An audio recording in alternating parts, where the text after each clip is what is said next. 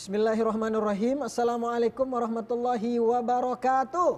Waalaikumsalam warahmatullahi wabarakatuh. Biar tambah semangat di pagi awal ini, kita sapa lagi. Assalamualaikum warahmatullahi wabarakatuh.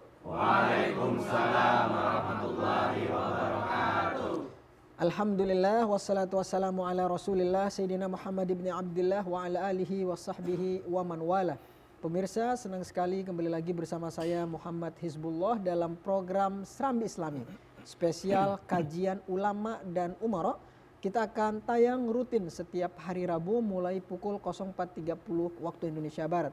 Kita membahas tentang tema-tema yang beragam seputar tentang kehidupan kita sehari-hari, seputar relevansi antara keagamaan, kebangsaan, dan keumatan. Tema kita pada pagi ini pemirsa, kita akan membahas tentang puasa sebagai self control. Di momen-momen kita memasuki bulan Ramadan, saya ucapkan Ramadan Karim. Semoga kita semua mendapatkan bulan ini sebagai bulan pembersihan jiwa kita, diri kita, dan kita menjadi pribadi-pribadi yang bertakwa. Insya Allah nanti tema ini pemirsa kita akan membahasnya lebih dalam bersama dengan dua guru kita. Yang pertama adalah Profesor Dr. Kiai Haji Asrorun Ni'am Soleh MA. Assalamualaikum. Waalaikumsalam warahmatullahi. Alhamdulillah sehat. Gimana? Semoga sehat selalu. Prof, di tengah kesibukannya pemirsa untuk datangkan beliau itu harus nunggu beberapa itu dulu. Dan alhamdulillah beliau menyapa kita semua, dan tolong dicatat buat teman-teman yang ada di sini mahasiswa, tolong dicatat. Insya Allah beberapa SKS nanti akan kita peroleh pada pagi ini. Dan juga para pemirsa yang ada di rumah, jangan lupa siapkan catatannya setelah kita baru saja yang insya Allah mungkin akan melakukan ibadah puasa di bulan suci Ramadan. Di sini juga ada guru kita yaitu Dr. Kiai Haji Atabik Lutfi MA. Assalamualaikum. Waalaikumsalam warahmatullahi wabarakatuh. Alhamdulillah sehat. Di tengah kesibukan beliau sebagai seorang duat, beliau adalah Ketua Ikatan Dai Indonesia. Semoga dai-dai yang ada di Indonesia memberikan inspirasi dan pencerahan buat seluruh masyarakat Indonesia. Kemudian di sini ada sahabat saya Ustadz Mahfuzul Khuluki, nanti akan membacakan ayat suci Al-Quran kepada kita. Sehat Ustadz Mahfuz? Sehat, alhamdulillah. Di sini teman-teman dari dua kampus, Prof. Kiai. Alhamdulillah. Saya panggil Prof 2 karena beliau ya Prof juga, seorang Kiai juga. Beliau Prof Dr. Kiai Asrorun Ni'am Soleh adalah Ketua Majelis Ulama Indonesia bidang fatwa, dan beliau juga adalah pengasuh Pondok Pesantren An-Nahdah Depok. An-Nahdah itu pergerakan ya. Kita ini juga Kiai, Prof, ada hadir juga dari teman-teman Sekolah Tinggi Agama Indonesia. Betul? STAI. Dan juga STAISA. Saya sapa Assalamualaikum warahmatullahi wabarakatuh. Waalaikumsalam warahmatullahi wabarakatuh. Apa kabar teman-teman, sehat? Alhamdulillah. Gimana puasanya, sudah siap? Masih 13 jam lagi untuk sampai ke berbuka puasa. Untuk prolog saya minta kepada guru kita Profesor Dr. Kiai Haji Asrorun Ni'am Soleh MA terkait dengan puasa sebagai self control. Secara etimologi memang puasa itu kan diistilahkan dengan imsak ya. Imsak ini menahan dalam segala aspek ya, di jiwanya, kemudian yang sifatnya jasmani dan juga rohani. Sebagai prolog, Prof Kiai, tafadhal memberikan inspirasi buat kita semua. Terima kasih Ustadz Hizbullah. Bismillahirrahmanirrahim. Assalamualaikum warahmatullahi wabarakatuh. Waalaikumsalam warahmatullahi wabarakatuh. Bismillahirrahmanirrahim. Alhamdulillahirabbil alamin. Wassalatu wassalamu ala asyrafil anbiya'i wal mursalin wa ala alihi wa ashabihi ajma'in. Rabbi shrah li sadri wa yassir li amri wahlul 'uqdatam min lisani yafqahu qawli wa ba'du. Alhamdulillah hari ini kita masih diberikan kesempatan untuk menemui Ramadan 1445 Hijriah. Setelah Rasulullah SAW mengajarkan kepada kita pada saat 2 bulan sebelum hadirnya bulan Ramadan untuk terus berdoa, berharap kepada Allah Subhanahu wa taala agar kita disampaikan usia hingga ketemu Ramadan. Dan alhamdulillah kita hari ini ketemu kesampaian, sudah masuk di bulan Ramadan. Betul. Artinya setelah kita ketemu, kita memperoleh kesempatan untuk menggapai berbagai kemuliaan di bulan Ramadan. Walau demikian, tidak semua orang yang ketemu bulan Ramadan memperoleh keistimewaan Ramadan. Betul. Makanya sekalipun di dalam pengajian bahwa pada saat bulan Ramadan itu surga dibuka lebar-lebar pintunya, neraka ditutup rapat-rapat, setan dibelenggu. Nah, itu adanya di dalam diri kita. Makanya puasa, as-shaumu wal imsak, secara bahasa tadi disampaikan bahwa pengertian puasa secara etimologis adalah menahan, tidak melakukan. Nah, kita bisa pahami awal kejadian kita dan kemudian sebelum ada perintah, kita kan nggak melakukan apa-apa. Betul. Nah, sekarang perintahnya untuk nggak melakukan. Idealnya itu gampang sekali. Idealnya itu gampang sekali. Tetapi faktualnya nggak segampang dengan sesuatu yang ideal. Betul. Makanya diterjemahkan di dalam terminologi keagamaan al-imsak anil muftirat min tulu'il fajri ila ghurubi asyamsi. Kemampuan menahan diri dari yang membatalkan puasa dari mulai subuh sampai maghrib. Ini syariatnya. Maka ketika kita mengklaim puasa tetapi kita makan sebelum ghurubi syamsi, itu nggak sah puasa. Nah, itu ujian pertama bagi kita, ujian yang bersifat dasar. Maka nggak berfungsi apa-apa, sebagaimana sindiran baginda Rasulullah Shallallahu Alaihi Wasallam di dalam hadisnya secara jelas diterangkan, nggak akan berguna puasamu malam yada' qaula zur wal amala bihi falaisa lillahi hajatun fi ayyada ta'amahu wa syarabahu. Enggak ada artinya bagi orang yang enggak meninggalkan kata-kata kotor, tindakan yang merugikan orang lain sekalipun dia berpuasa. Baik. Saya ke guru kita Dr. Kiai Atabik Lutfi. Kiai, puasa sebagai self control, lagi-lagi ini menjadi istilah self control ini kan istilah-istilah modern yang kemudian kalau di dalam Islam kan imsak, menahan diri. Kalau self control dalam hubungannya dengan psikis, kalau tadi mungkin ke fisik supaya kita jangan ngomongin orang, tapi ada juga dalam jiwa ini kadang bergejolak. Ya, makasih Ustadz Hizbullah Kiai Profesor Dr. Asrul Niam, Ustadz Mahfuzul Khuluq, ya, serta teman-teman semua yang hadir di studio dan para soimin dan soimat yang selalu mengikuti Serambi Islami TVRI. Nabi mengisyaratkan asyamu junnah. Jadi puasa itu perisai. Perisai itu akan berguna kalau digunakan, dimanfaatkan. Tapi kalau tidak digunakan, maka tidak berguna. Tadi Prof sudah menyampaikan tentang puasa. Kita sudah dilatih mengendalikan. Tapi sesungguhnya yang akan menjadikannya berfungsi atau tidak berfungsi adalah as-shaim itu sendiri. Kita. Orangnya. Sama orang dikasih makan tapi tidak digunakan. Maka tidak bermanfaatlah makanan. Nah, puasa ini kita meninggalkan makan dan minum, dan yang membatalkan puasa fasilitasnya sudah sangat lengkap dari Allah. Belum ditambah lagi berbagai kebaikan-kebaikan. Tapi kalau tidak dimanfaatkan, maka jadilah tidak berguna. Karenanya proses pemanfaatan itu paling penting. Kalau kita baca sejarah puasa, sekarang berarti sudah hampir 1444 kali ya. Karena kalau puasa disyariatkan tahun kedua kan berarti sudah 1444, bisa dibayangkan. Nah, kalau kemudian puasa hanya dipahami secara syariat tadi, ya bagaimana supaya sah sholatnya, bagaimana supaya sah puasanya, kemudian bernilai pahala di sisi Allah, maka itu satu tahapan. Tapi tahapan tertinggi karena puasa itu akan datang setiap tahun, maka tahapannya adalah bagaimana memanfaatkan kondisi, suasana, fasilitas Ramadan ini dalam rangka ujungnya adalah kita menjadi al-mumsikin, orang-orang mampu mengendalikan diri. Kemudian junnah yang disiapkan oleh Allah itu kita manfaatkan sebaik-baiknya. Baik, nanti kita masih akan mendengar lagi pemirsa dari guru kita Profesor Dr. Kiai Haji Asrul Niam Soleh dan juga dari Dr. Kiai Atabik. Sesaat lagi tetaplah bersama kami dalam program Serambi Islami spesial kajian ulama dan umaro.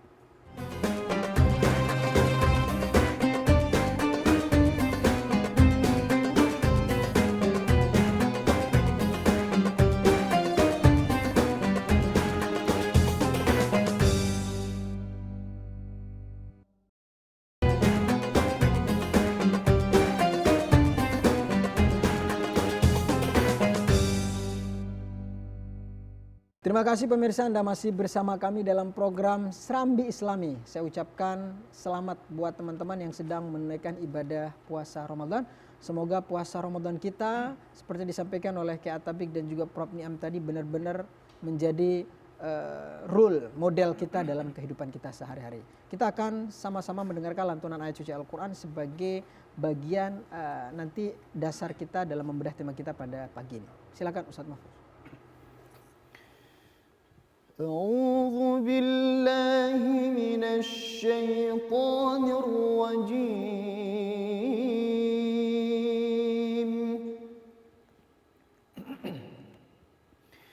بسم الله الرحمن الرحيم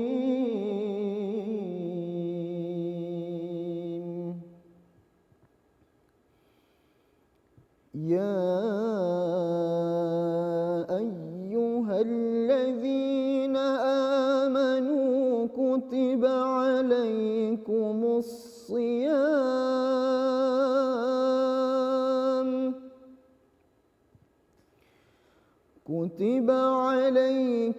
الصيام كما كتب على الذين من قبلكم كما كتب على الذين من قبلكم لعلكم تتقون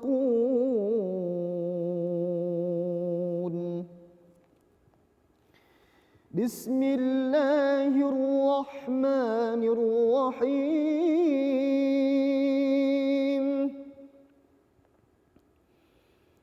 ذلك ليعلم أني لم أخنه بالغيب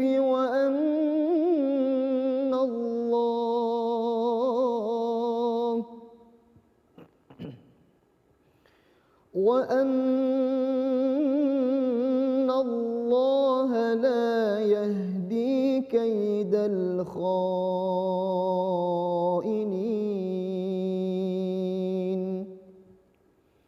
وما أبرئ نفسي إن النفس لأمارة بالسوء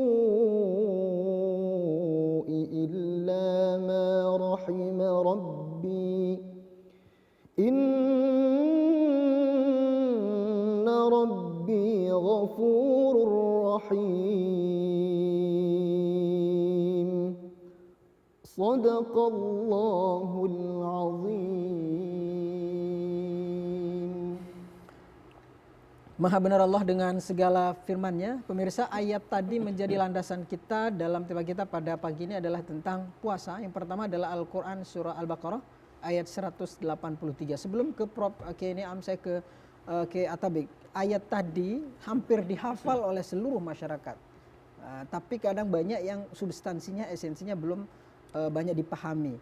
Apa yang perlu kita terus perbaharui dari ayat ini sehingga puasa kita tidak dianggap rutinan setiap tahun, musim-musiman gitu. Bagaimana nih Kiai Atabik? Ya Ustaz ya, karenanya kita butuh penafsiran. Penafsiran itu kan dalam rangka memperkaya, memperluas, kemudian juga agar kita tidak terpaku kepada satu jenis pemahaman. Disitulah tafsir Al-Quran menjadi bingkai kita memahami ayat-ayat Al-Quran. Sebagaimana tadi Allah isyaratkan di surat Al-Baqarah 183 ada kata kunci. La'allakum tattaqun. Bahwa berpuasa itu dengan redaksi asyam bukan saum menunjukkan adalah kualitas. Karena kata saum kalau di surat Maryam itu hanya meninggalkan sesuatu yang biasa ditinggalkan. Kalau siam itu kan peninggalannya bukan hanya fisik tapi juga non fisik. Fisikis. Maka makna dari siam itu ablaghu minas shaum. Belum lagi kalau dikaitkan dengan la'allakum tattaqun berarti ada target yang Allah inginkan orang berpuasa itu menjadi lebih bertakwa. Kenapa lebih bertakwa? Karena dia dahulunya beriman. Beriman Allah angkat dengan prosesi ibadah siam, jadilah dia orang bertakwa. Padahal orang bertakwa itu kan menjalankan semuanya dan meninggalkan semuanya gitu ya.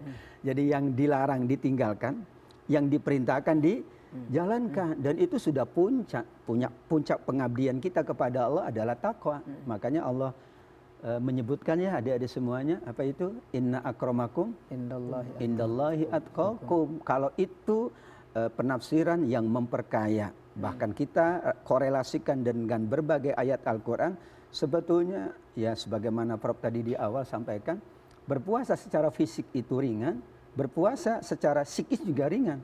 Persoalannya adalah tadi rutinitas adalah rutinitas fisik, maka puasa fisik ringan.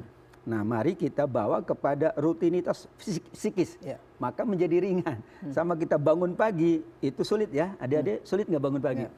Karena mungkin nggak biasa, tapi kalau sudah dijalankan dan dimaknai, bangun pagi itu bagus untuk kesehatan, untuk apapun produktivitas, bangun pagi menjadi mudah. Demikian juga kata siam ini bukan sekedar saum, tapi siam dan arah dari Allah adalah insya Allah kita semuanya menjadi pribadi-pribadi yang bertakwa. Baik, saya ke Prof Kiai Asrorun Ni'am Soleh. Ayat takwa ini selalu menjadi bahasa yang level dari tujuan ending orang itu adalah takwa. Dalam konteks sekarang supaya takwanya itu lebih membumi, Prof. Jadi supaya nggak orang sebut takwa rajin sholat, rajin puasa, rajin zakat. Tapi dalam anak-anak muda sekarang supaya takwa bisa juga menjadi main tiktokan, jadi takwa gitu. Ada nggak mana definisi seperti itu sehingga takwa itu benar-benar langsung dirasakan oleh masyarakat? Ya, kalau di Kediri itu takwa merek tahu. Takwa merek tahu. Tahu takwa. Baju juga ada. Oh, baju takwa juga ada. Baju takwa. Ya, takwa itu adalah satu tahapan dari hasil ketaatan. Dari hasil ketaatan. Makanya tidak semua orang mukmin itu muttaqin. Ya, ada mukmin yang asi, ya kan? Ada mukmin yang muti'. Buah ketaatan itu kemudian ketakwaan. Ada kalanya menjadi pribadi takwa itu ditempa dari kewajiban-kewajiban. Jadi suka atau enggak suka, pokoknya you diperintahkan. Atas nama al-khudu' wal inqiyad, atas nama tunduk dan patuh, enggak ada kata kenapa. Terus pokoknya tunduk dan patuh. Kenapa puasa dimulai dari terbitnya fajar sampai ghurubis syamsi? Kok nggak dibalik saja? Dari ghurubis syamsi sampai kemudian tulu'il fajri. Kan enak juga kita kan, lagi istirahat, nggak mengganggu aktivitas misalnya. Itu penyebabnya apa, Pak? Kalau di dalam terminologi keagamaan ada yang ta'abbudi, ada yang ta'akuli, ada yang ghairu ma'kulatil makna, ada yang ma'kulatul makna. Nah, jenis aktivitas puasa itu bagian dari ibadah yang ghairu ma'kulatil makna, yang ta'abbudi, dogma dia. Ringan atau enggak, kita tetap diwajibkan puasa, kecuali nanti mampu apa enggak, itu beda. Makanya di dalam perintah keagamaan untuk melaksanakan satu perbuatan, itu patokannya adalah hasbal istita'ah. Sejauh mana dia mampu. Tapi jangan hanya karena haus sedikit, saya nggak mampu, saya minum. Nah, itu kriteria mampu seperti apa? Misal ada orang kerja di tengah jalan dan sebagainya. Kalau kesehariannya kerja di siang hari, itu kan sudah menjadi mendarah daging, menjadi rutinitas. Bagi kita yang nggak biasa di sawah jam 12 siang, itu akan berbeda ukuran kemampuan dengan petani yang memang sehari-harinya ada di situ gitu. Makanya kuncinya di dalam menjalankan perintah keagamaan, khususnya yang terkait dengan ibadah mahdhah, yang dasarnya adalah ketaatan total, adalah begitu ada perintah, kita laksanakan tanpa kata tapi. Persoalan nanti dapat atau enggak dampaknya itu urusan belakangan. Diet dan sebagainya. Ya, Prof. mau diet kayak mau tadi itu menjaga lisan dan lain sebagainya. Itu nanti dulu. Sama dengan sholat. Sholat kan inna sholata tanha anil fahsya'i wal munkar. Sholat mampu mencegah perbuatan keji dan mungkar. Ada orang merasa nggak pernah berbuat keji dan nggak pernah berbuat mungkar, bukan berarti nggak wajib sholat kan. Iya. Sebaliknya ada orang yang sholat kemudian dia tetap menggunjing, bukan berarti kemudian udahlah sholatmu sia-sia, nggak usah sholat saja sekalian. Nah gitu, enggak. Begitu seneng. Nah, dikatain begitu ya sudah enak betul gitu kan, sudah gunjing nggak sholat gitu. Apalagi kemudian dibandingkan, nah kadang dibanding-bandingkan gitu. Enak mana ini? Orang sholat tapi rajin gunjing atau nggak gunjing tapi nggak pernah sholat? Ya dua-duanya nggak betul gitu kan, dua-duanya betul. Karena yang satu adalah kewajiban hubungan kita dengan Allah Subhanahu Wa Taala, yang sisi sini hubungan dengan sesama. Idealnya ada paralelitas antara orang yang taat dalam konteks menjalankan kewajiban keagamaan kepada Allah Subhanahu Wa Taala dengan athar atau dengan ma'ala, dengan apa yang ditimbulkan. Idealnya seluruh aktivitas ibadah itu diproyeksikan untuk menghasilkan kesolehan pribadi kita kepada sesama. Kita mampu mengendalikan diri pada saat setelah puasa, kita pada saat sholat kita juga disiplin dan lain sebagainya. Tapi ada orang yang rajin sholat nggak disiplin, ada orang yang puasa kemudian tetap menggunjing, ya diperbaiki saja. Inilah pentingnya terus latihan, maka kemudian Ramadan dikenal sebagai madrasah. Luar biasa. Itu udah dicatat tadi. Berapa SKS sudah? Luar biasa. Saya ke guru kita Dr. Kiai Atabek Kiai. Berbicara tentang puasa juga, tadi juga disinggung puasa itu adalah junnah ya. Ibarat perisai. Ketika ada orang ingin melakukan, bahkan dalam hadis, kalau kamu sedang diberantem, bilang ini soim, ini soim, ini soim. Kemudian untuk tujuan-tujuan yang sifatnya duniawi itu jangan dilihat dari sisi apa namanya tadi, itu satu-satunya. Nah, puasa dalam konteks di media sosial, lagi-lagi saya counter supaya ke tema kita. Gimana? Karena ruang publik kita sangat, mohon maaf, gaduh sekali. Mudah-mudahan di momen-momen lebaran ini, momen-momen puasa ini, kita bisa meredakan itu. Nanti saya minta pandangan dari guru kita Kiai Atabik terkait dengan puasa self counter, hubungannya juga dengan di ruang publik di media sosial. Saat lagi.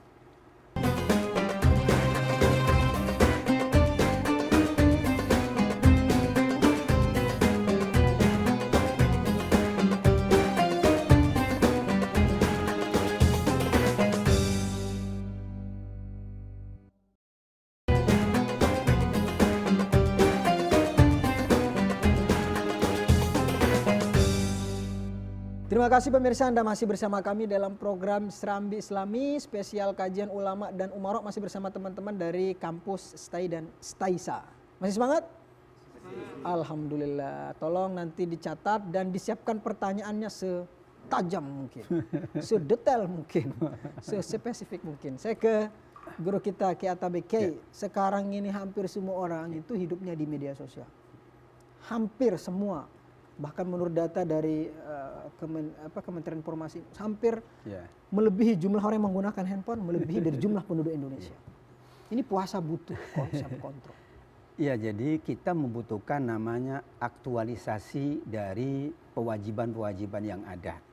Tidak mungkin Allah wajibkan setiap tahun, Allah wajibkan sampai hari kiamat, kecuali ada nilai aktualisasi.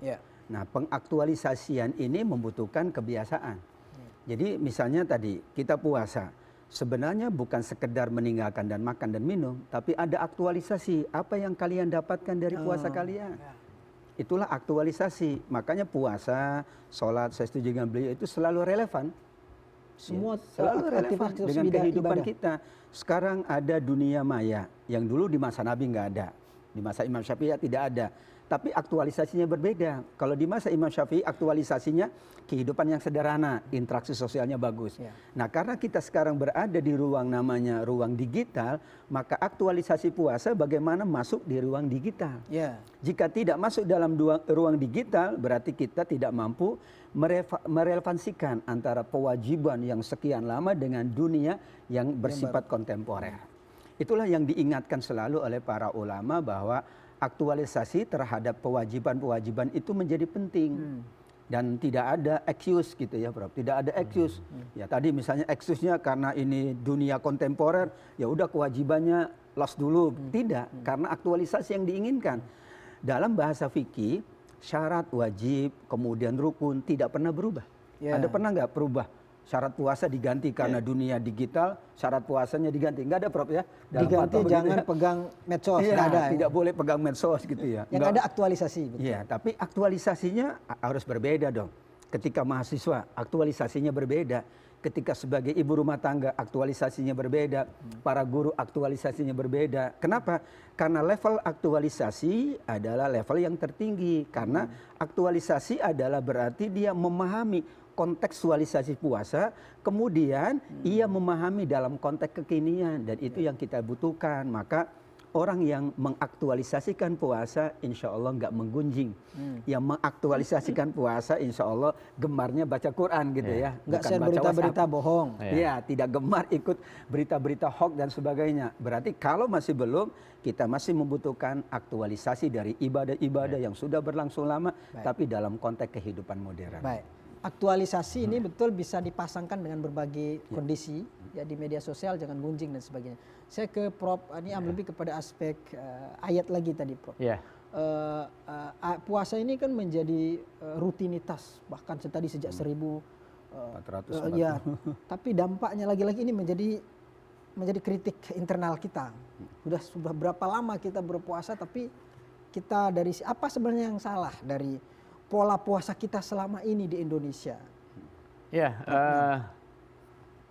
ibadah puasa bagian dari rukun min arkanil Islam.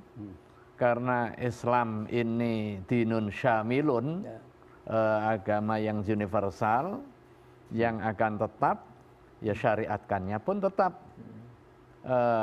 Nggak peduli dia orang Jawa, orang Sunda, orang Eropa, nggak peduli yang lahir kemarin, sekarang, hari esok. Artinya memang puasanya ya tetap seperti ini. Nah,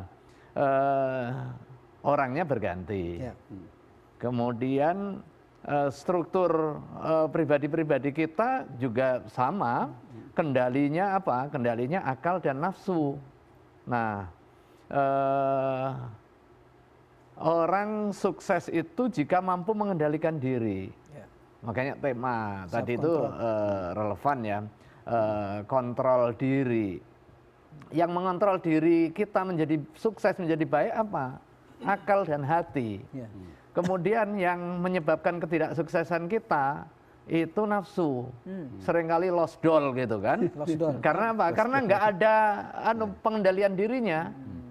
Karena didorong oleh nafsu. Nah, dalam konteks hari ini, puasa yang melatih kemampuan untuk mengendalikan diri dari sesuatu yang asalnya boleh dan bisa kita lakukan, kemudian tidak kita lakukan karena pertimbangan ketaatan kita kepada Allah, itu ngelatih nafsu. Makan itu dorongannya dorongan nafsu makan. Tapi pada saat kita pengen makan, puasa mengajarkan jangan makan. Nah, disitulah kita dilatih. Kemudian dorongan nafsu ini nafsu hayawaniyah.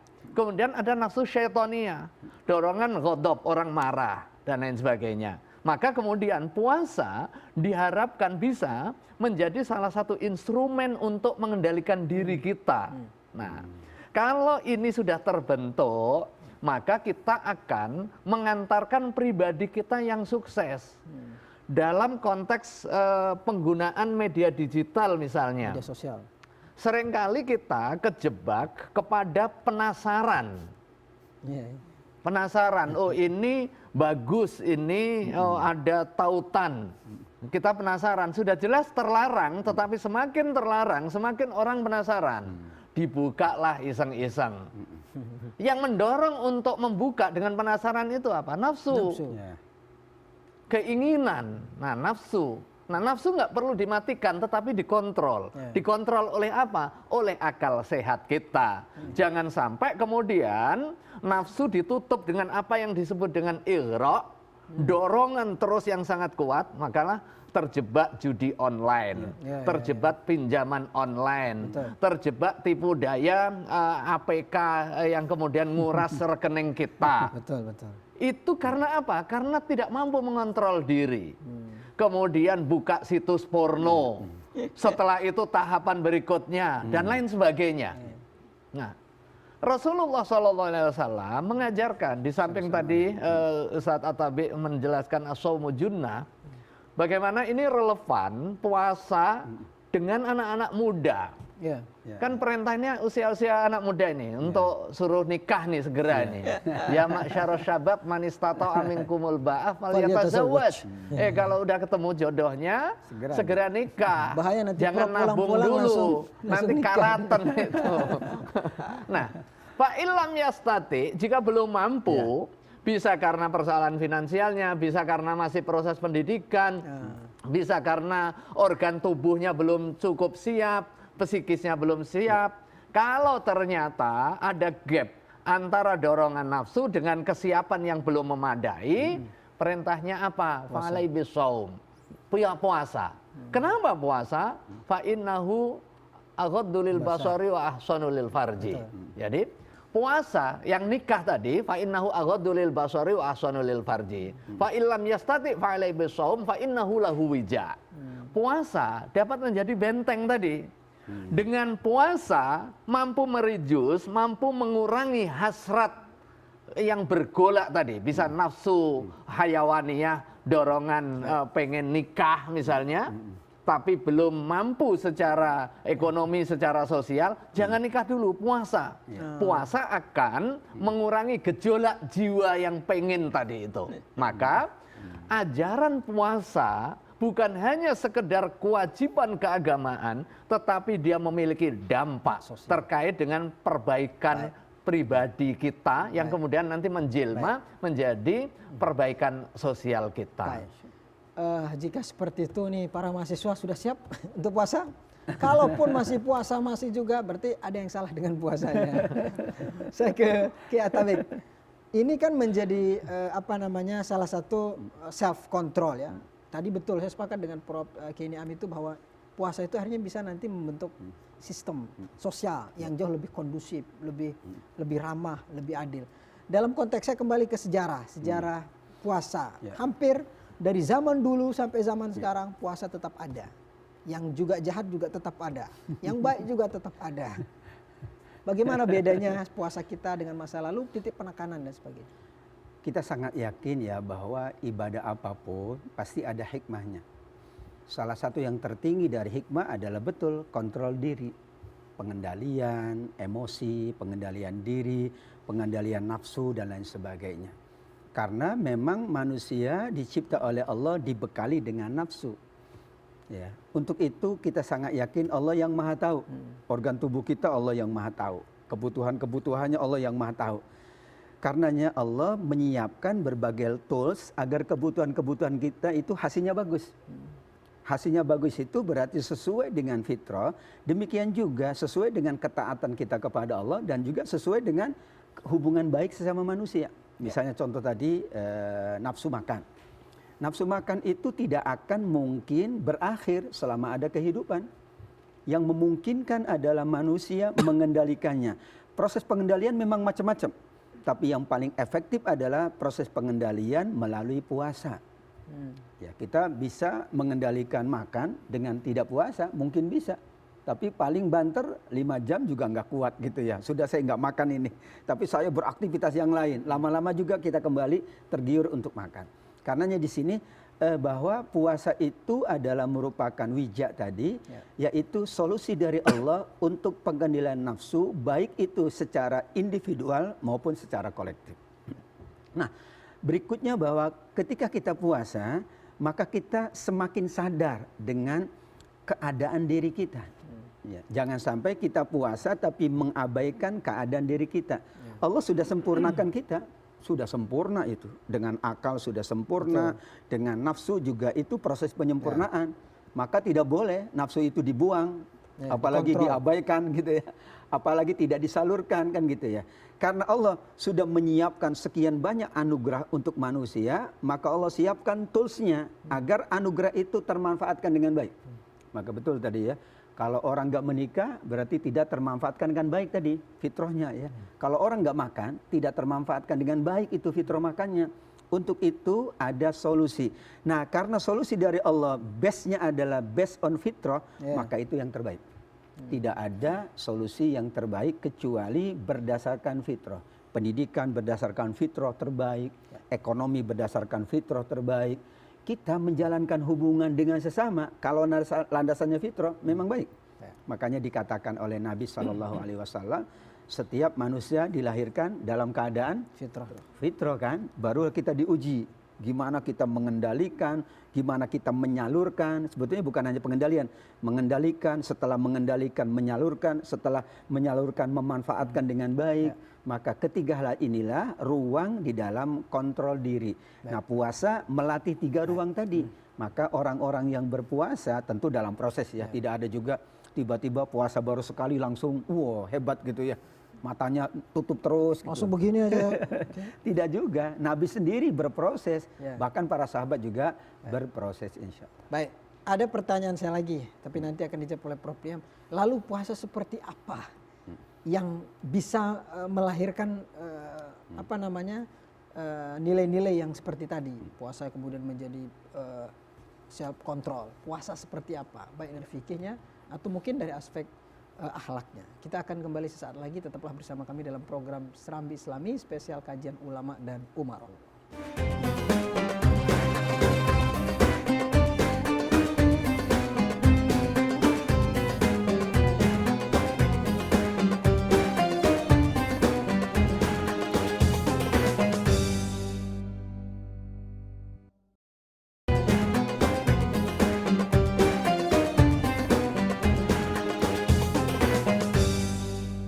Terima kasih pemirsa, masih bersama kami di Serambi Islami spesial kajian ulama dan umara, masih juga bersama teman-teman dari Sekolah Tinggi Agama Islam Indonesia. Masih semangat? Masih. Alhamdulillah. Tadi ada pertanyaan saya menggantung, bisa dijawab Prof. Lalu jika memang seperti tadi dampaknya ini itu, kalau orang anak muda kalau nggak kuat puasa, kemudian kalau ini mau baik puasa, lalu pertanyaannya puasa macam apa? Katanya. Puasa seperti apa yang kemudian menjadi pedoman kita sehingga menghantarkan kita ke poin-poin yang tadi, Prof. K. Ya, terima kasih. Kalau pertanyaannya puasa seperti apa? Puasa seperti yang dicontohkan baginda Rasulullah. Seperti apa itu? Karena puasa ini seperti sholat, seperti haji, basisnya adalah mencontoh. Jadi mencontoh kemudian mengikut. Nggak boleh ada kreativitas dan inovasi. Bid'ah, nggak boleh bid'ah. Ya, bisa jadi orang puasa untuk kepentingan kesehatan, kan ada juga ya. Betul. Mau diambil darahnya, kemudian dia puasa, mau operasi, puasa, kemudian biar sehat untuk pantangan jenis penyakit tertentu, kemudian puasa. Nah, puasa itu bisa jadi berdampak kesehatan, tetapi tidak sama dengan puasa secara syar'i. Nah, secara syar'i pertama tentu ada syarat rukun yang harus dipenuhi. Rukunnya apa? Kemudian waktunya kapan? Diwajibkan kepada siapa? Kalau ternyata berhalangan ada dispensasi seperti apa? Apakah dispensasinya ini full dispensasi atau dispensasi hanya menunda?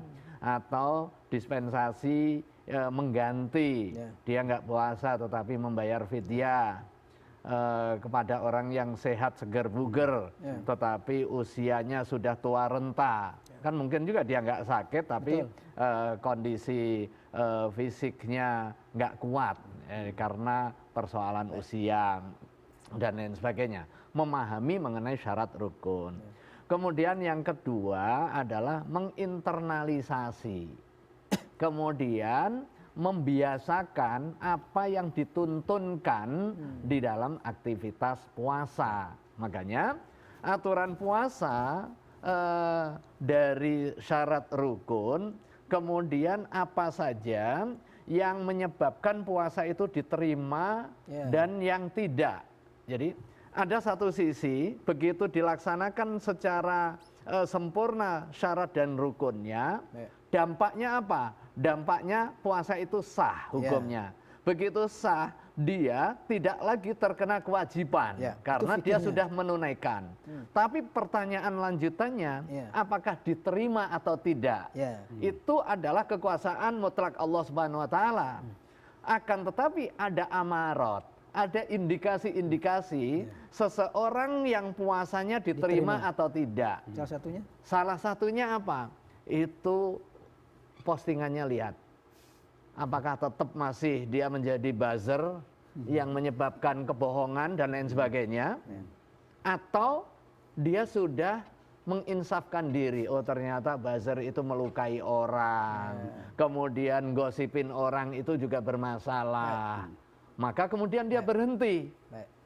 Kesadaran terkait dengan impact pelaksanaan puasa dalam rentang waktu 1 bulan ini kepada muamalah berikutnya, yang terkait dengan tujuan asasi pelaksanaan ibadah puasa, yaitu al-imsak.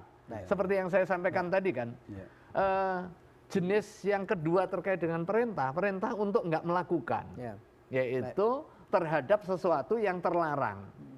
Itu jangan lakukan. Kalau jangan lakukan ya sudah, berhenti total. Beda halnya dengan perintah untuk melakukan.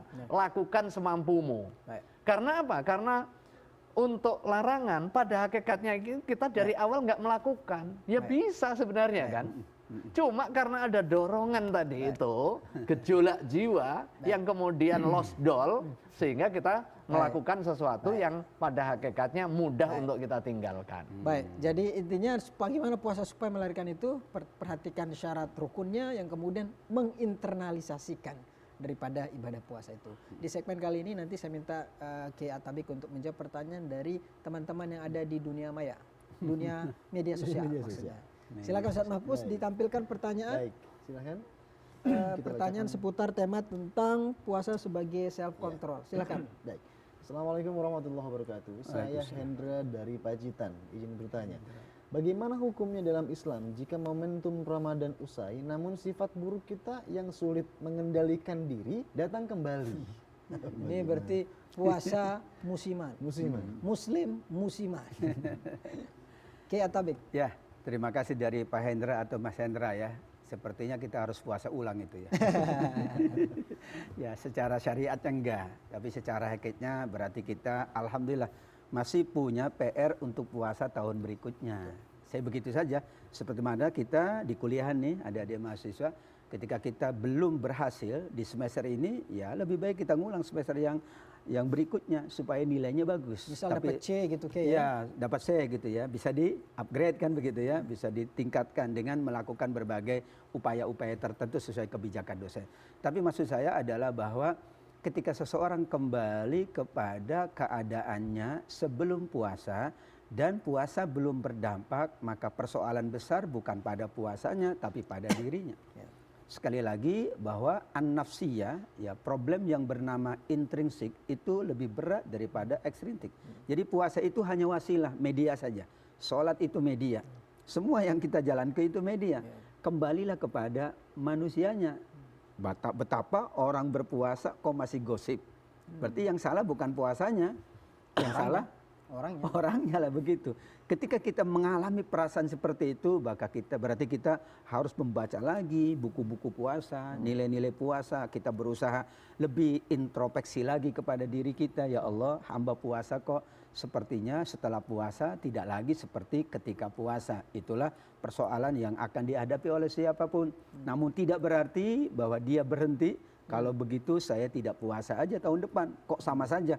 Ia menyadari dirinya dan itu satu peluang untuk insya Allah meningkatkan diri di puasa yang akan datang. Atau kalau bukan puasa yang akan datang, puasa Senin Kamis. Boleh untuk juga. Kembali, apa sih yang coba saya uji dulu nih. Senin ini kira-kira saya medsos nggak pegang medsos lagi? Atau kata Profnya isi medsosnya udah apa? Subhanallah, walhamdulillah. Masya Allah. Baik, kita akan izin Prof dan juga Ki Atabik, kita akan persilakan buat teman-teman yang bertanya secara langsung. Silahkan perkenalkan nama dan pertanyaannya. Assalamualaikum warahmatullahi wabarakatuh. Waalaikumsalam. Perkenalkan, nama saya Farid El Fariski dari Sekolah Tinggi Agama Islam Indonesia Jakarta. Saya ingin bertanya, Prof dan Kiai, di bulan Ramadan ini kita akan dianjurkan untuk berbanyak ibadah.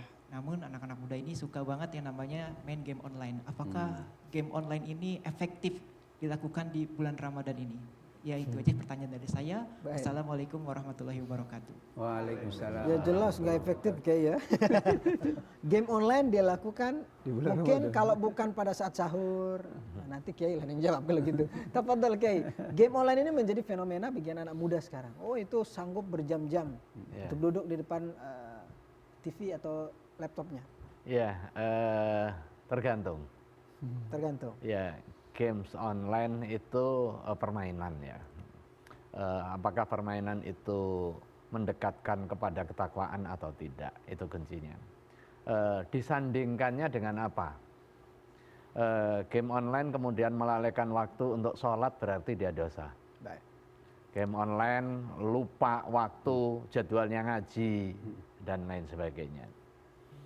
Tetapi kalau disandingkan kalau nggak game online paling ngerumpi sama temannya, ngerasanin orang, atau ngambil mangga tetangga.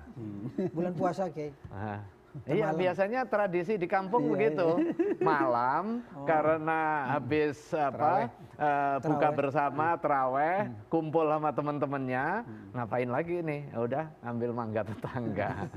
Pengalaman Prof Kiai ya. Pengalaman dulu masa kecilnya. Nah.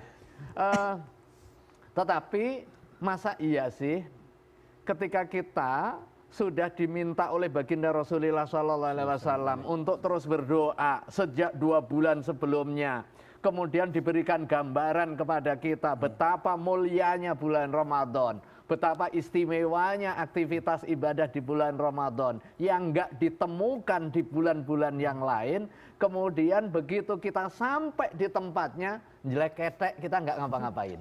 Apa itu jelek ketek? Akhirnya kita menyia-nyiakan sesuatu yang merupakan opportunity emas ini. Nah, iya itu akhirnya berarti dia orang yang merugi, merugi lahir batin. Belum tentu Ramadan hari ini Ramadan yang kemudian nanti kita temukan berikutnya. Bisa jadi itu Ramadan terakhir kita. Nah, untuk kepentingan memotivasi diri, nah ini untuk kepentingan memotivasi diri, itu yang pertama kita nggak tahu kapan mati. Kita yakinkan bahwa Ramadan ini harus yang terbaik. Sehingga tidak ada kesempatan untuk leha-leha. Nah gitu kan. Jadi wa'mal li akhiratika ka'annaka tamutu ghadan. Besok mati. Dan kemudian kita lihat, ada teman saya yang adik kelas tapi jauh lebih aktif ibadahnya. Nah itu tanda-tanda orang yang selamat itu. Jadi alamatus sa'adah arba'ah, penanda orang yang sukses itu 4. Salah satunya adalah nadzaruhu ila man fauqahu fi dinihi. Melihat kepada orang yang di atas yang lebih semangat beragama. Kemudian kita termotivasi. Kalau yang dilihat teman-temannya ini males-males, kemudian dia termotivasi males, maka itu alamatus syaqawah. Insya Allah di Sekolah Tinggi Agama Islam Indonesia dan Sekolah Tinggi Agama Islam Salahuddin Al-Ayyubi tidak ada. Tidak ada. Saya ke Ki Atabik. Betul tadi memang kadang momen di Ramadan itu momen yang bisa dijadikan paling enak orang ngerumpi. Sepi, sahdu, ya. Itu memang ada auranya. Meskipun setan dibelenggu, tapi setannya juga gede di situ. Ya. Bahwa Ramadan itu bukan sekedar kita meninggalkan makan, minum dan yang membatalkan. Sekali lagi bukan sekedar. Berarti ada optimalisasi, kemudian ada peningkatan dan berbagai hal yang menjadikan seseorang itu menjadi pribadi yang bertakwa. Kalau dalam satu buku dikatakan bahwa pribadi yang bertakwa itu bukan hanya hablum minallahnya, tapi juga hablum minan nas. Maka tadi yang main game di siang hari bulan puasa atau malam hari berarti belum bertakwa. Karena ada pilihan yang lain. Kecuali tadi kalau diperbandingkan dengan daripada ngerumpi mendingan ngegame kan gitu ya. Daripada apa tadi? Daripada apa? Nyolong mangga gitu ya. Kita dalam konteks takwa tidak ada daripada. Karena kalau semuanya kalau daripada saya maksiat mendingan tidur. Akhirnya tidur jadi solusi. Padahal itu bukan bagian solusi. Kalau kemudian tidur orang berpuasa ibadah, sepertinya Rasul nyontohin. Dari pagi sampai malam tidur terus. Tapi Rasul nggak nyontohin itu. Para sahabat juga tidak nyontohin. Tapi kalau daripadanya adalah memang tidak mungkin ia hindari, maka itu berarti bagian dari proses untuk mendewasakan dirinya. Tapi kita yakin insya Allah teman-teman di sini puasanya sangat bagus dan pengendaliannya juga tinggi. Sehingga kita tidak hanya mendapatkan pahala dalam tanda kutip, tapi juga kita mendapatkan nilai dari puasa kita sepanjang 1 bulan ini insya Allah. Dan puasa juga Kiai Atabik itu sering dijadikan sebagai justifikasi kelompok orang bahwa saya lagi puasa nih. Padahal puasa kan harus produktif. Malah jika puasa orang nanya, emang kalau kita puasa libur nggak? Kata mahasiswa kan sering bertanya seperti itu. Ini bisa disampaikan nanti Kiai Atabik terkait dengan bagaimana hubungan antara puasa dan juga tingkat produktivitas seseorang. Sesaat lagi tetaplah bersama kami dalam program Serambi Islami spesial kajian ulama Umar.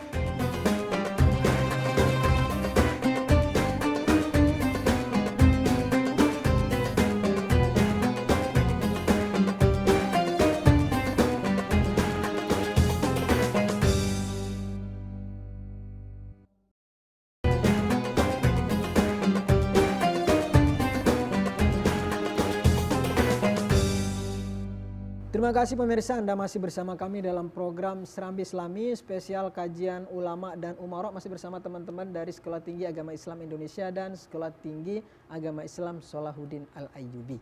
Ada tadi pertanyaan saya Kiai Atabik yang masih menggantung bahwa banyak teman-teman mahasiswa, ya bukan insya Allah nggak ada di sini ya.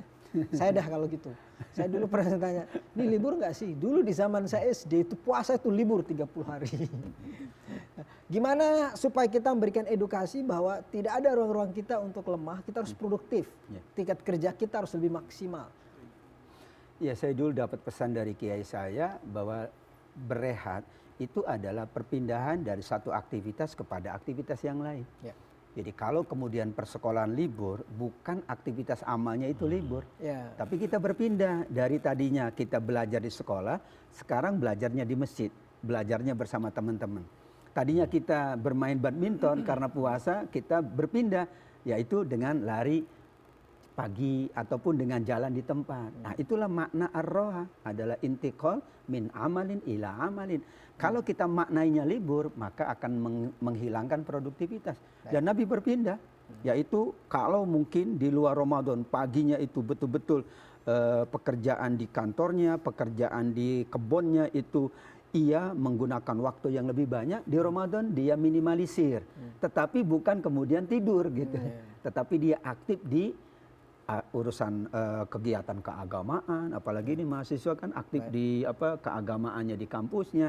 Karena rehat atau berlibur itu esensinya adalah kita berpindah dari satu aktivitas kepada aktivitas yang lain, yang dua-duanya adalah menunjukkan produktivitas. Baik, kita akan tampilkan pertanyaan lagi, izin Prof Kiai dan Kiai Atabik untuk pertanyaan yang masuk di media sosial. Silakan ditampilkan. Apa jika tadi dari Pacitan, hari ini kita akan bergeser ke Sumatera Barat. Baik, Assalamualaikum warahmatullahi wabarakatuh. Saya Azura dari Sumatera Barat, izin bertanya. Jika kita dihadapkan pada situasi yang sulit sekali mengendalikan diri, seperti contohnya amarah, dan bagaimana dengan puasa kita jika kita sudah terlanjur marah?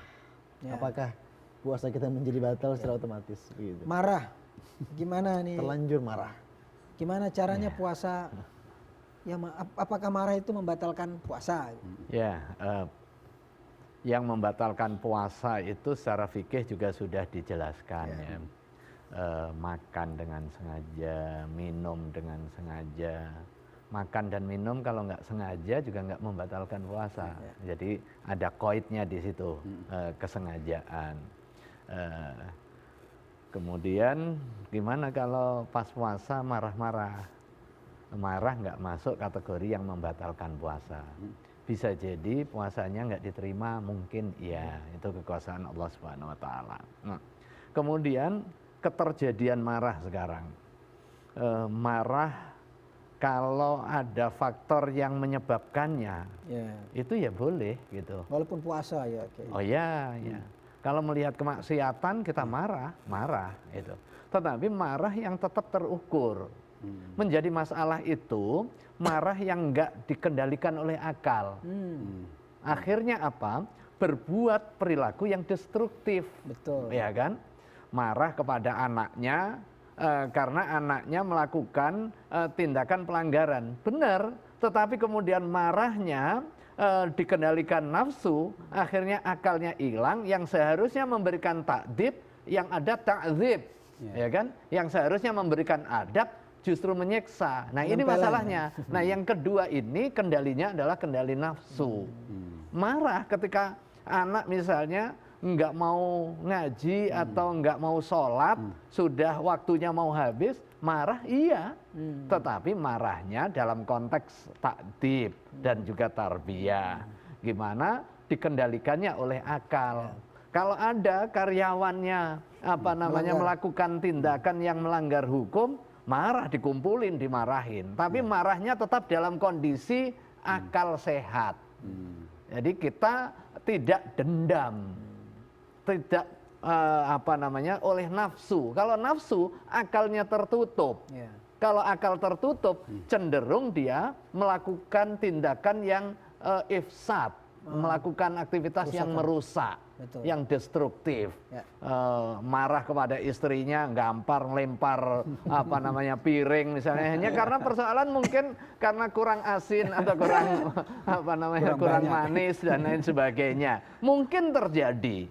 Nah yang seperti ini berarti puasanya bisa jadi itu tertolak.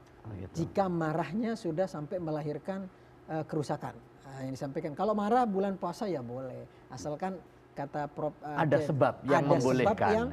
Ini nggak bisa ditolerir lagi, misalnya orang melakukan maksiat dan sebagainya, tapi tetap dalam koridor yang dibenarkan oleh agama. Bahkan katanya itu dalam agama itu Prof K, jadi kalau bisa jangan keluar kata-kata, tahan. Jika pun tidak bisa, usahakan keluar kata yang tidak kemudian menyakiti orang lain.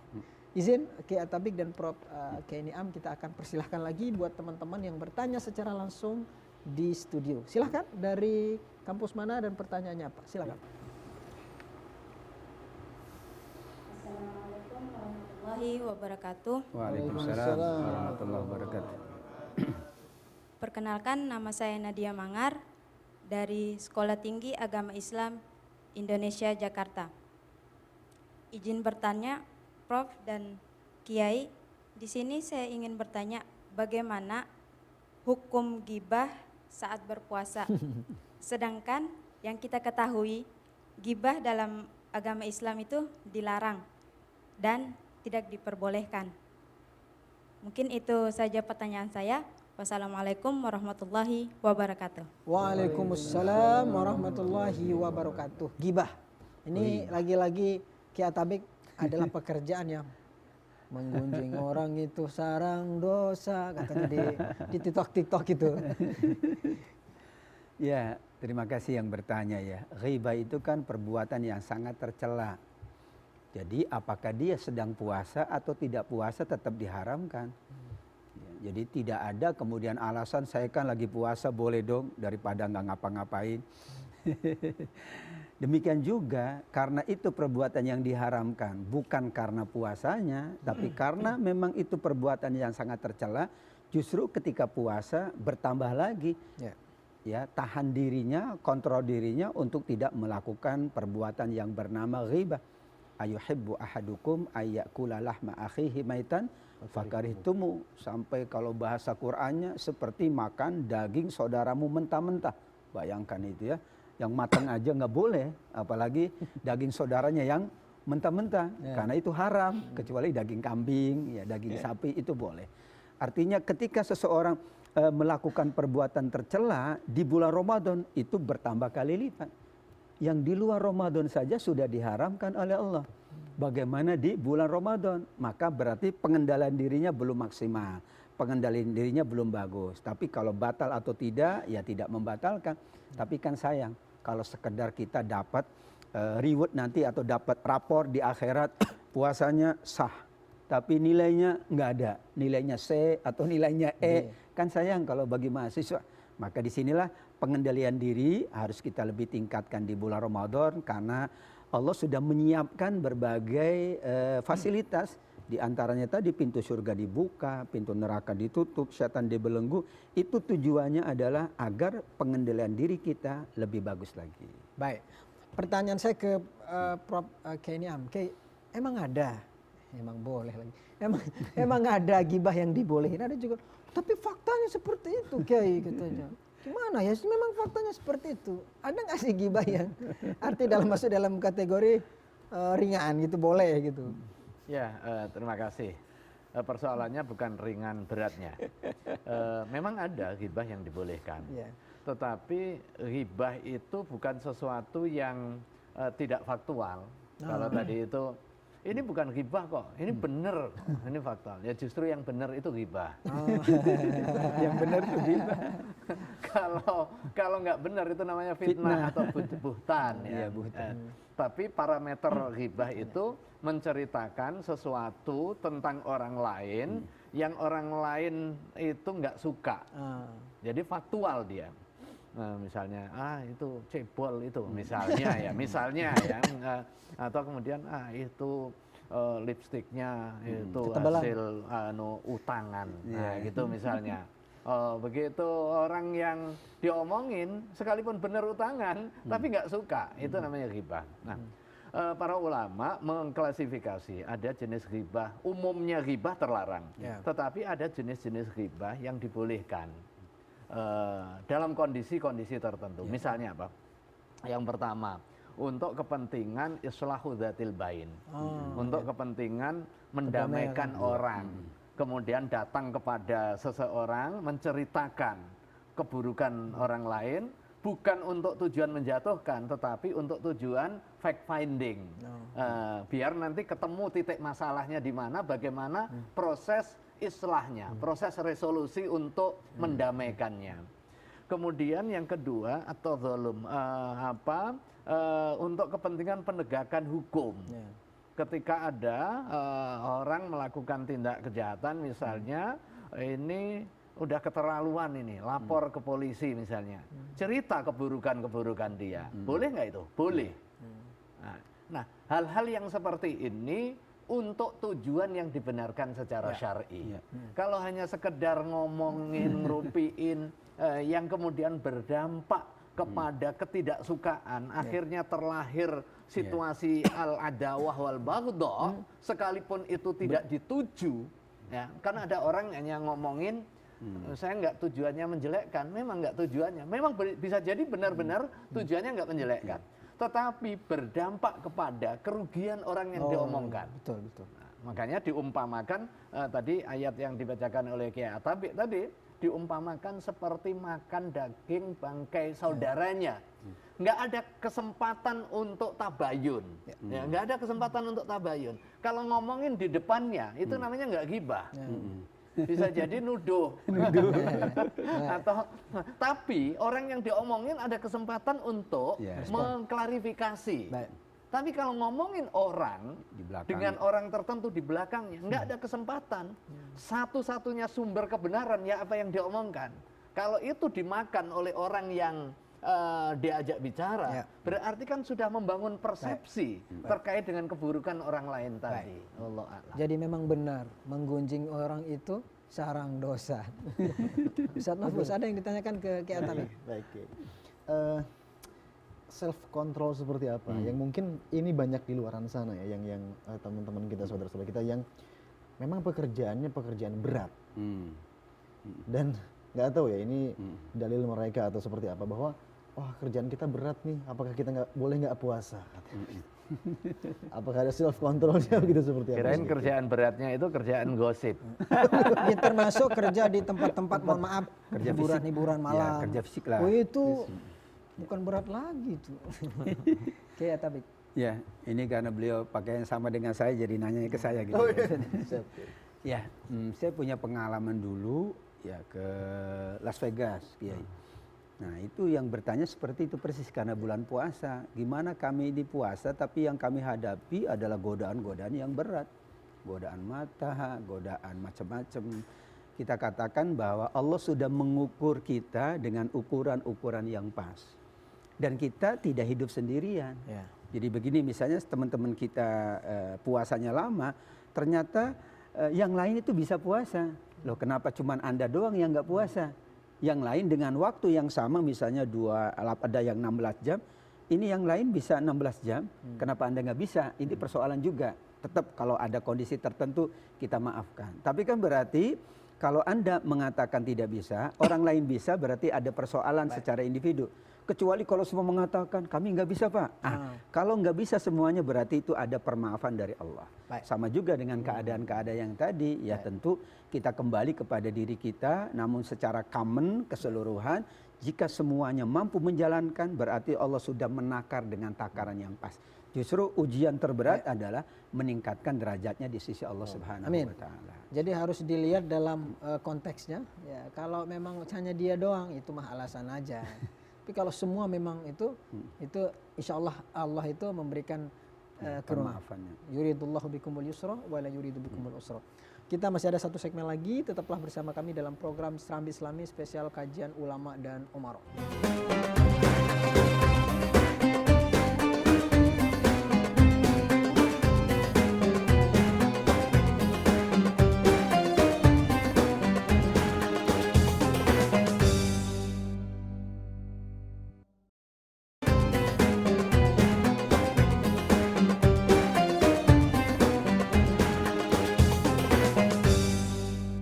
Terima kasih pemirsa, Anda masih bersama kami dalam program Serambi Islami spesial Ramadan, kajian ulama dan umara. Di segmen akhir kita akan minta kesediaan dari guru-guru kita untuk memberikan kesimpulan. Barangkali ada juga jamaah penonton yang baru bergabung selesai melaksanakan sahur tadi atau kemudian untuk siap-siap untuk berangkat kerja. Pertama kita persilahkan kepada Dr. Kiai Haji Atabik Lutfi MA untuk memberikan kesimpulan kepada kita semua. Tafadhal Kiai. Baik pemirsa Serambi Islami TVRI yang dimuliakan oleh Allah, bahwa puasa ini adalah media dalam kita menunjukkan keterbaikan kita dalam semua aspek. Dan karena yang ada di dalam diri kita adalah potensi yang bernama nafsu, maka dibutuhkan self control atau kontrol diri, yaitu pengendalian. Kemudian kita berusaha untuk memaksimalkan potensi itu justru adalah kepada saluran-saluran kebaikan. Karenanya kenapa di bulan puasa semua kebaikan ada dan dilipat gandakan oleh Allah. Berarti potensi kita ngaji, potensi kita sholat, potensi kita membantu, potensi kita produktif di dalam bekerja, potensi kita memaafkan, potensi kita bersabar.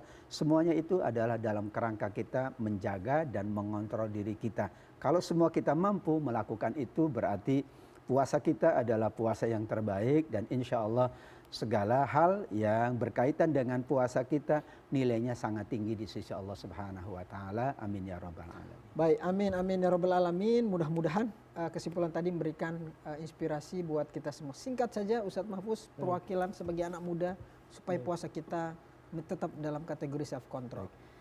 Tadi disampaikan guru-guru kita bahwa apa saja yang dapat membatalkan nilai-nilai puasa kita gitu ya, bahwa memang kita sama-sama jaga puasa kita jadikan puasa kita sebagai puasa yang berkualitas, bukan hanya sah saja puasanya, tetapi mudah-mudahan dengan kita menjaga ikhtiar itu Allah terima puasa kita semua, dan kita jadikan Ramadan ini tahun ini menjadi Ramadan yang terbaik untuk kita semua. Baik, terakhir kepada guru kita Profesor Dr. Kiai Haji Asrorun Ni'am Soleh MA untuk memberikan kesimpulan dan izin Prof Kiai untuk langsung nanti memimpin doa buat kita dan bangsa Indonesia.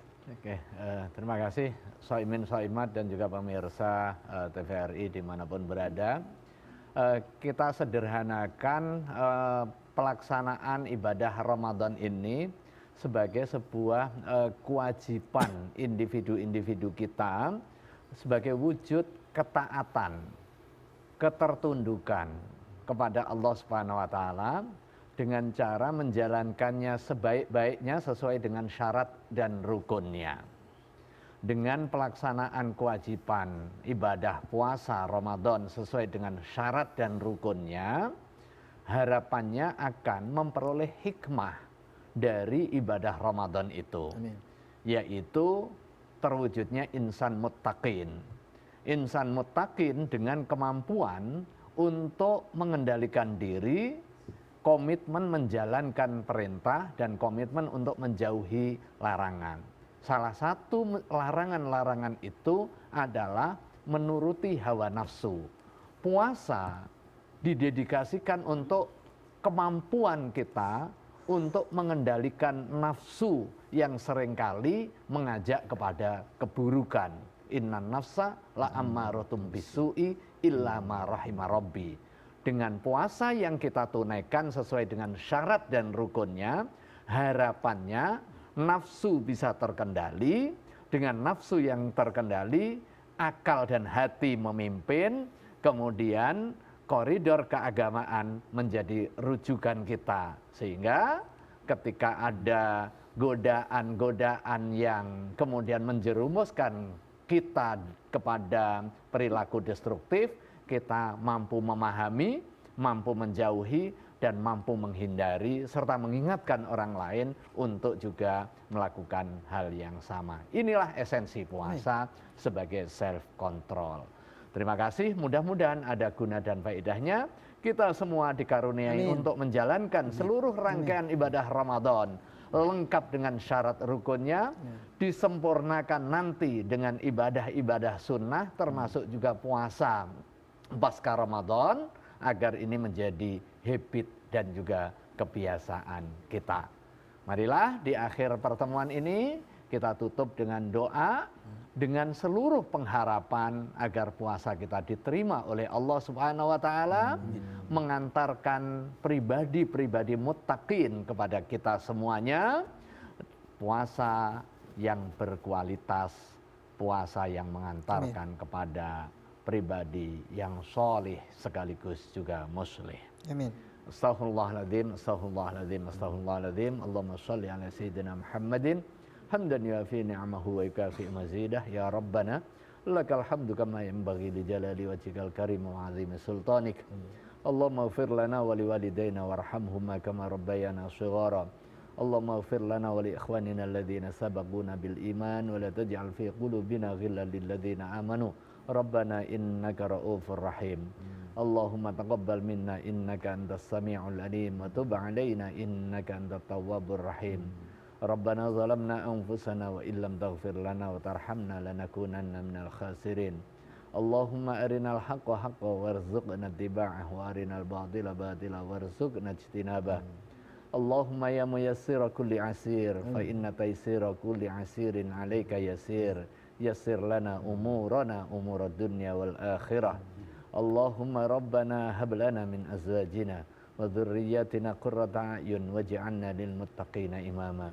Allahumma ij'alna wa auladana wa azwajana wa dhurriyyatina wa talamizana min ahli al-ilmi wal khair wa la taj'alna wa iyyahum min ahli syarri wad dair. Rabbana atina fid dunya hasanah wa fil akhirati hasanah wa qina adzabannar. Subhana rabbika rabbil izzati amma yasifun wa salamun alal mursalin walhamdulillahi rabbil alamin wal afu minkum. Wassalamualaikum warahmatullahi wabarakatuh. Waalaikumsalam warahmatullahi wabarakatuh. Amin amin ya rabbal alamin. Terima kasih sekali lagi kepada guru kita Profesor Dr. Ki Haji Asrorun Ni'am Soleh MA.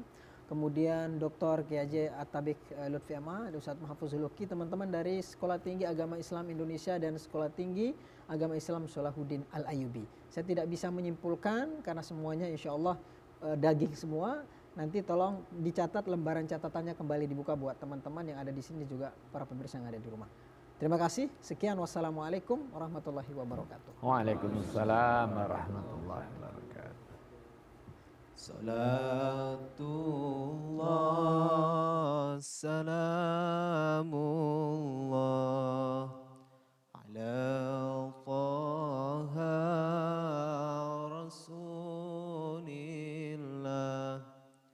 Salatullah, salamullah ala yasin habib